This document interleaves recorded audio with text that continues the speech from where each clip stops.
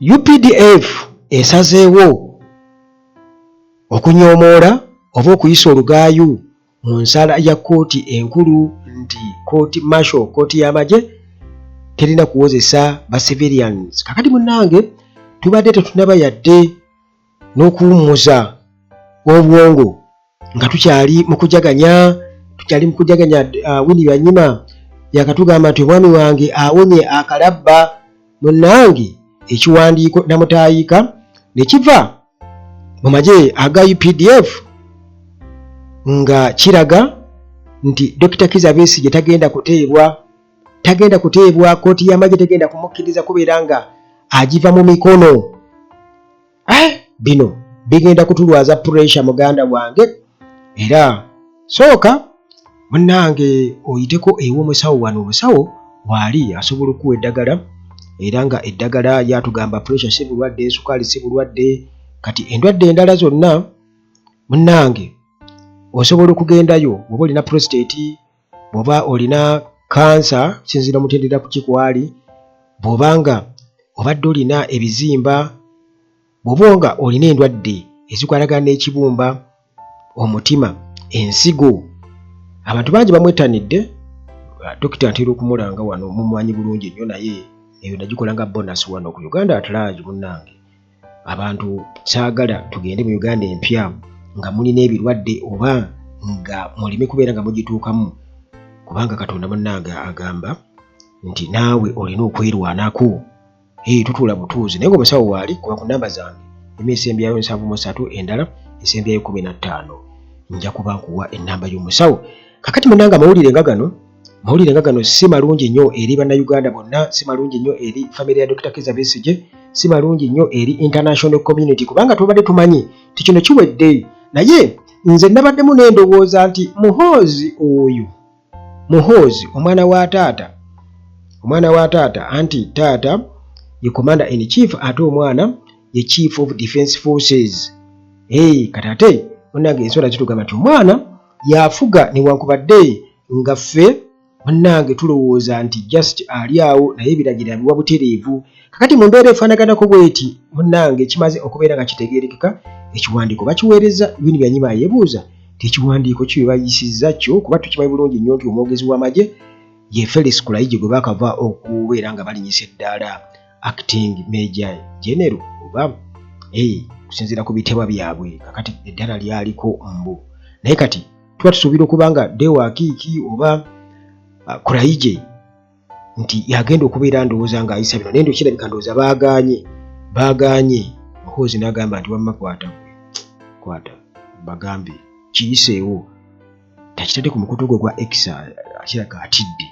Naye nga munnange Supreme Court yakava okuwa ensala yaayo lunaku lwabadde lwa jjo, lunaku lwa 5 nnaku z'omwezi 31, nga batulaga nti munnange kooti y'amagye terina kubeera ng'ewozesa omuntu yenna oba okumusalira omusango. Kabeebwa nnamagye okubasalira emisango girina kukolebwa eno mu kooti ez'aba civilians, so si mu kooti y'amagye esalewo nti kati gugenda kalabba gukola bwoti, kubanga erina kyekubiira ate abagirimu tebali qualified ate nga n'omulamuzi waayo General Museveni talinaawo ko kwegamba bwe yali asomedde mateeka nti wuuno mukugu mu mateeka okuli kugendera ku ndowooza yeye ng'omuntu nti ono simwagala, kati saagala beyiro, saagala biki bwe bityo, n'ekigendererwa ekyekonnyereza mu ntebe.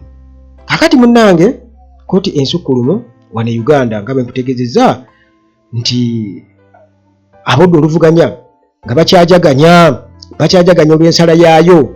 Munnange UPDF esazeewo n'egambye bye sijja kubigenderako. Temutawaana omuntu wammwe waba wakugenda kalabba, kitegeeza ajja kugenda kalabba. Kigamba kye bategeeza, kubanga munnange Winnie Byanyima yagambye nti omusajja wange awonya akalabba, naye abasajja tebalemeddeeko. Kakati munnange bano nga bamaze okubeera nga batutegeeza nti General Court Marshal teyeetengeredde mu judicial system, era bagirabanga kugamba akakiiko just akataawuluza entalo nga bwe nabategeezezza nti ofiisa wuno akutte mu nva zange bwe bityo. Kakati munnange tubadde tukyali awo nga ekiwandiiko kiyita ekiwandiiko ku mukutu ogwa X era nga kiva ew'omukulu ayitibwa Chris Magezi era nga onatutegeeza nga Armed Forces Public Relations Officer gye kiyise ng'agamba nti Court Martial egenda kusigala ng'ekola emirimu gyayo, egenda kupasisitinga era mbu ejja kukwasaganya oba okusalira omusango oba okuvunaana omuntu yenna anaagezaako kubeera nga aplotinga assassination eri president.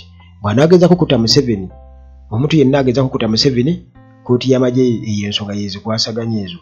Mbu singa omuntu yenna agezaako okwengejenga mu armed rebellion, okugezaako okukola obuyeekera, kitegeeza ti Court Martial. Oba omuntu yenna singa agezaako ocommittinga any act of terrorism ku bannayuganda, omuntu yenna agezaako okukola obutujju ku bannayuganda, kooti y'amagye ngaawo ekola ki? Eyingiramu. Kakati bannange omukulu ono Chris Magezi nga ye Armed Forces Public Relations Officer atugambye Dr. Kizza Besigye tagenda kubeera nga ateebwa paka nga amaze okubeera nga afeesinga full consequences nga bezirambikiddwa mu martial law, nti Dr. Kizza Besigye tagenda kubeera nga ateebwa okuleka mpozi nga amaze okuyisibwa mu mitendera gyonna ng'avunaaniddwa mu mateeka g'amagye. Munnange statement era gye yatadde ku mukutu gwe gwa X omukulu Chris Magezi nga ategeeza nti okusalawo okusembayo kuli mu mikono gya Commander in Chief. Ategeeza ani? Ategeeza Museveni ate ffe muganda wange tukimanyi bulungi nnyo nti Museveni ali kungulu ati naye eno wansi alembeka ye muhoozi era bw'oba oyagala okubeera ng'ofuna ekyenkomeredde ojja kijja mu ye. Kati buno busungu bwennyini tumanyi wajje bigenda kubeera nga bikoma. Waliwo omuntu omu yaŋŋambye yabadde ayogera awo nga ŋŋamba nti Dolo ono taafuuke nga Ben Kiwanuka. Dolo bwe biba serious taafuuke nga Ben Kiwanuka. Muganda wange nange simanyi mpulira byogere nga ngalabi ya Nyanzi. Kakati munnange bano bayisiza statement nga bwe njikunyonnyodde nga batugamba nti anyone who conspires to murder the president commits armed rebellion against Uganda and engages in terrorism against the people of Uganda.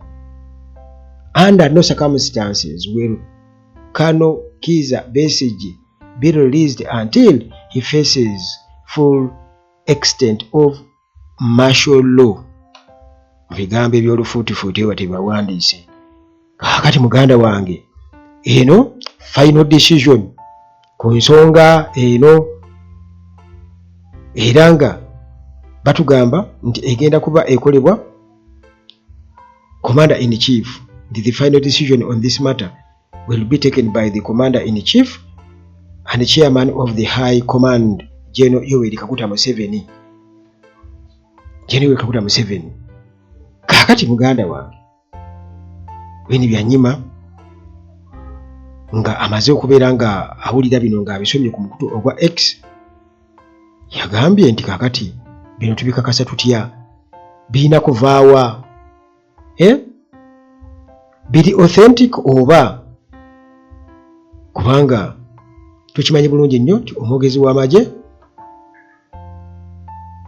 acting general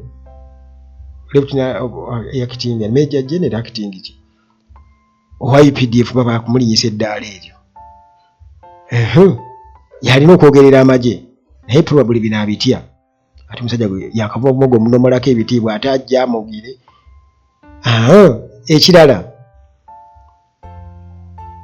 bw'ataba Kuraije then at least Kalode wa Kiiki ajja kuvaayo ayogere naye tetumuwulidde, wabula gwe tuwulidde ye Chris Magezi era nga ye Armed Forces Public Relations Officer. Kale munnange terunnaba kubeera nga luggwa gwe kyomanya tegunnaba kuggwa gukyali meka emu oba emu 0 nti aba 0 bagezaako kubanga nabo at least bakuba equalizer naye nga kinaasoboka bannayuganda baana bakkiriza nze naawe